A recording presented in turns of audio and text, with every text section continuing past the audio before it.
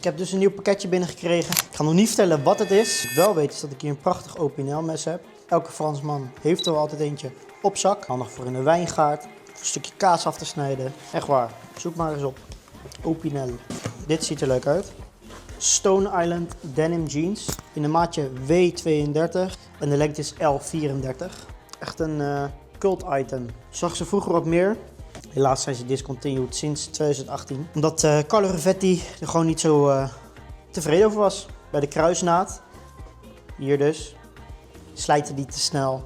En daardoor scheurden ze soms uit. Het is zeker geen rommel. Maar hij had zeker van iets betere kwaliteit kunnen zijn. Maar ben je er gewoon zuinig op? Ga je er niet mee sporten? Komt helemaal goed hoor.